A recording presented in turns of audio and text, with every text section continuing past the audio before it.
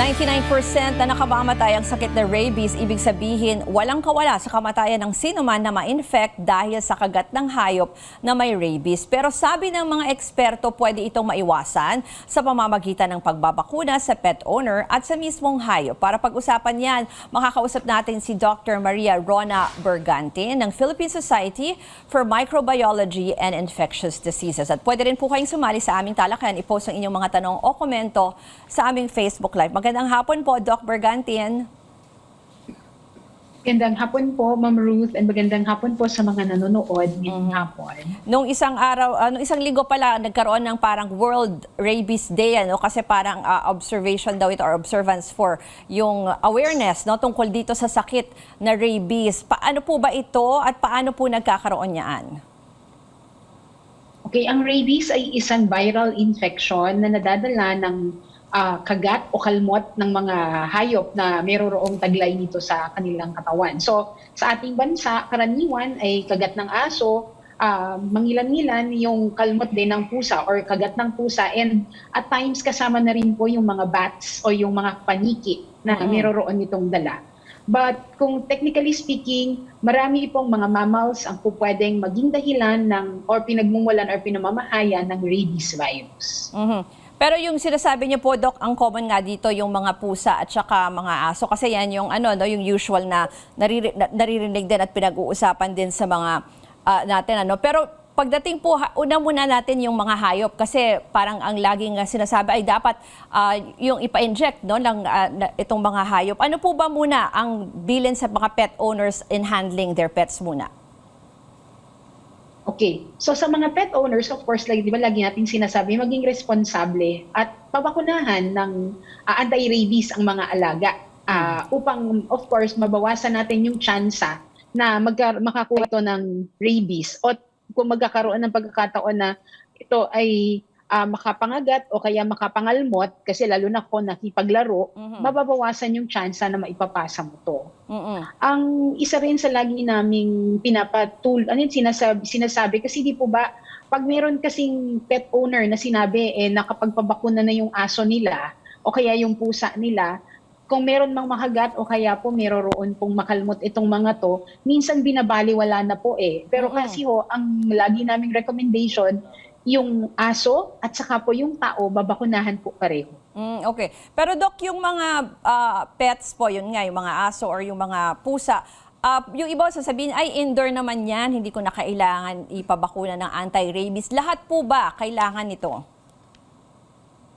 Kailangan po talaga kasi iniiwasan kasi natin yung tsansa na magkaroon. Kahit sabihin natin minimal chance, remember ang kalaban po natin ay isang viral infection na nakamamatay.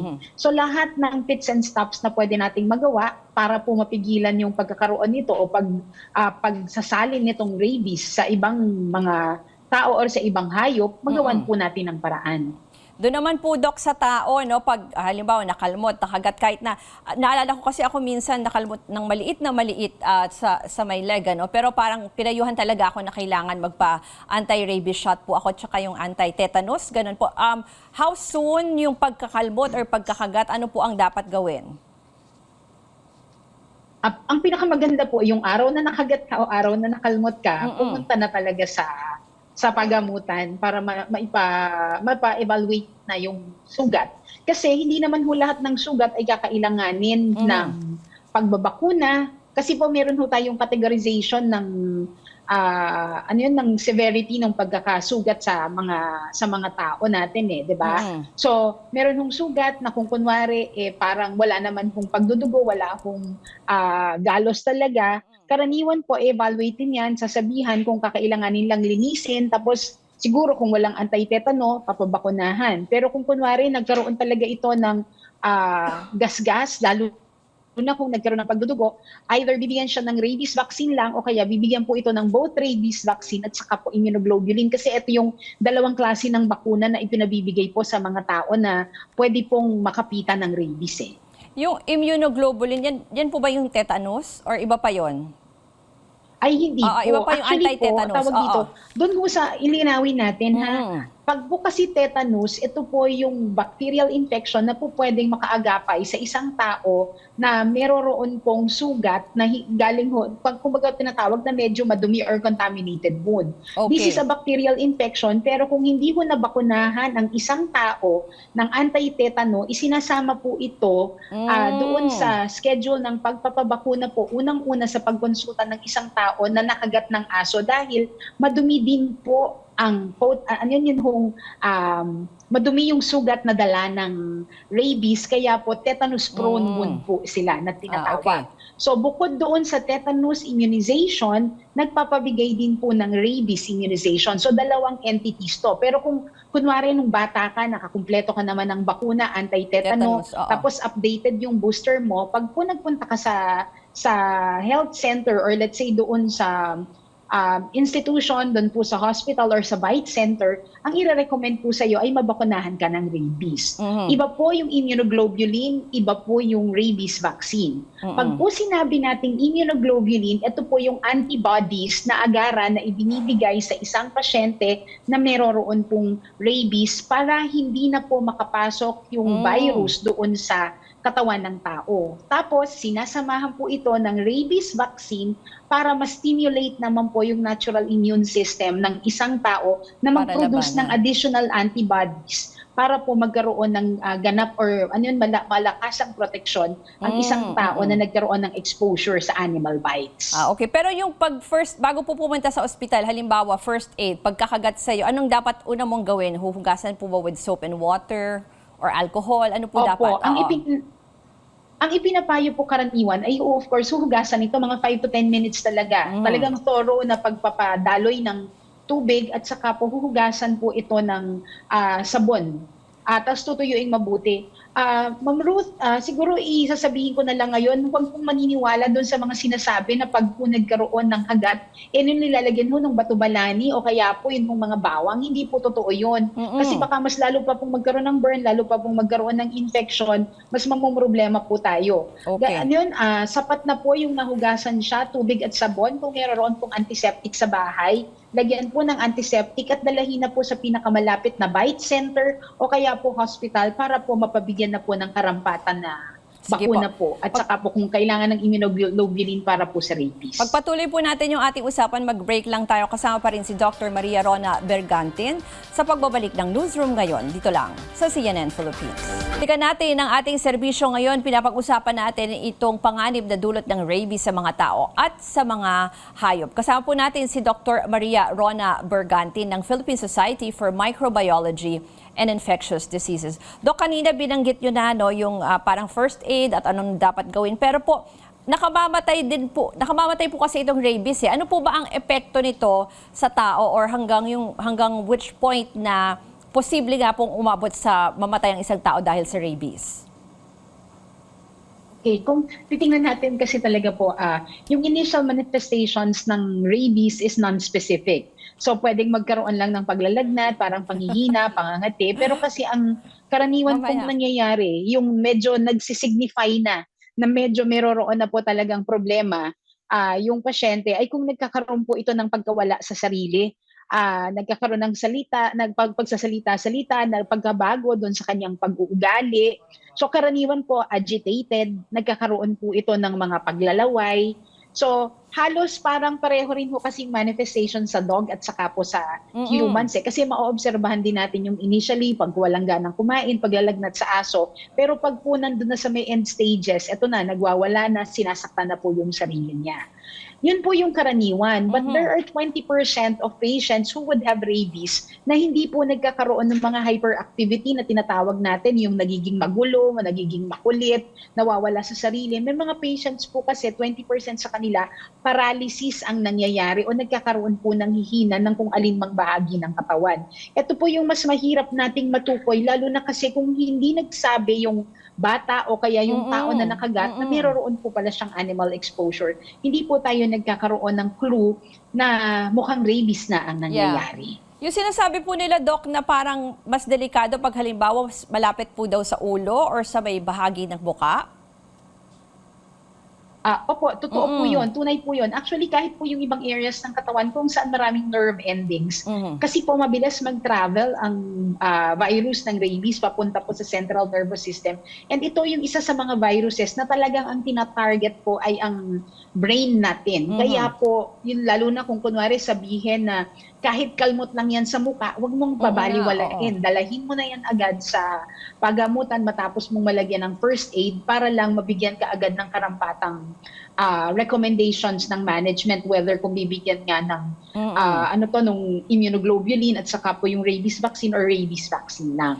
May tanong po dito sa Facebook Live si Jason Carranza. Sabi niya, gaano ba daw katagal yung anti-rabies sa tao na bakuna? Siguro parang if you're a pet owner na marami ka sigurong pusa or marami kang aso na lagi ka sigurong posibleng makalmot or makagat, meron bang matagalan po na, kasi minsan di ba one time lang yung rabies, like 1 or 2 shots, mga ganon.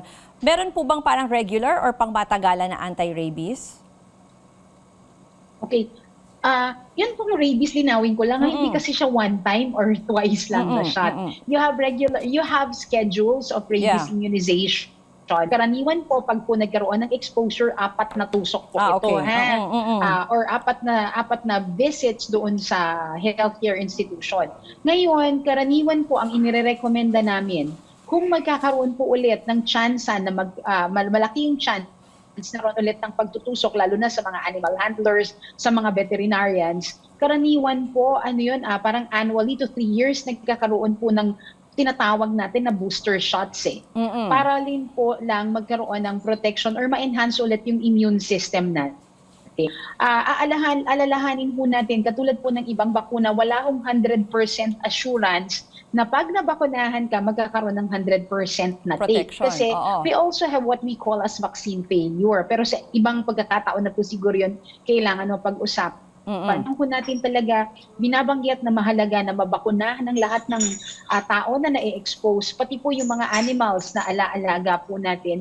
Kasi nga ho, nakamamatay po ang rabies. At lahat po ng mga pagkakataon na pwede natin itong maiwasan, gagawaan po natin at gagawaan ng paraan. Itong si Mateo Buena, ang tanong niya, halimbawa ilang taon na daw siyang nakagat ng aso, pwede pa daw siya magpabakuna ng anti-rabies vaccine? Kasi sinasabi niyo kanina, Dok, dapat agad-agad magpabakuna kapag nakagat ka. Opo. Actually, at any time po pwede sana kung kunwari wala kang symptoms. Kasi katulad ng binabanggit ko, there are 4 stages of rabies infection. This is what we call our incubation period. Ito yung panahon na yung virus pumapasok sa katawan, unti-unting dumadami hanggang sa magsimula na magkaroon ng symptoms. So doon papasok yung tinatawag natin na prodromal phase. Yung prodromal phase, ito na yung mga non-specific signs and symptoms na nakikita sa pasyente. Naglalagnat, nananakaroon ng pananakit ng ulo, nagkakaroon ng pangangati, kasi ito yung time na dumadami yung virus na sa katawan. And then eventually, rabies na tinatawag natin na either encephalitic or paralytic phase. So, ito yung neurologic manifestation and the last one will be coma. So, sa atin, ang lagi po naming ine-emphasize, kung habang wala ka pang symptoms at ikaw ay nagkaroon ng pagkakagat, punta ka na para mabakunahan ka kaagad. Kasi the only stage na magiging effective ang rabies vaccination or rabies immunization will be during the incubation period. Hindi yung panahon na kung kailan may sintomas na.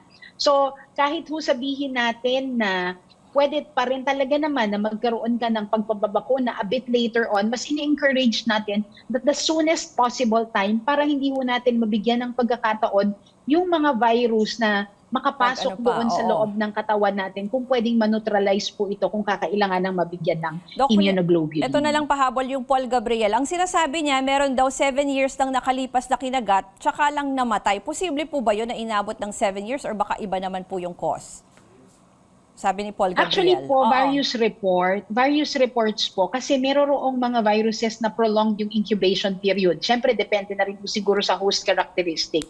Meroroon pong gano'n na kahit matagal na po yung pagkakagat, nagkakaroon ho ng pagkakataon na hindi ho ganun kabilis yung replication ng virus sa katawan. Kaya ho yung mga manifestations late po rin lumalabas at lumalabas. Kaya nga po, again, uulitin ko po, para ho akong paulit-ulit at sirang plaka, the soonest possible time na makakapagpabakuna, gawaan na po natin, kaysa po hintayin natin na magkaroon na po ng mga sintomas at hindi na ho natin mahahabol kung ano yung mangyayari na mababawi natin ng isang tao na nagkasakit for rabies. Doc, for more information, marami kasi mga tanong, saan po sila pwede kumontak sa inyo? Pwede po nila kami na mag-email po sa amin sa PSMID or at the same time po, pwede po silang tumawag sa amin sa PSMID. Meron naman pong number ang PSMID po sa aming webpage. Maraming pong salamat kay Dr. Maria Rona Berganti ng Philippine Society for Microbiology and Infectious Diseases.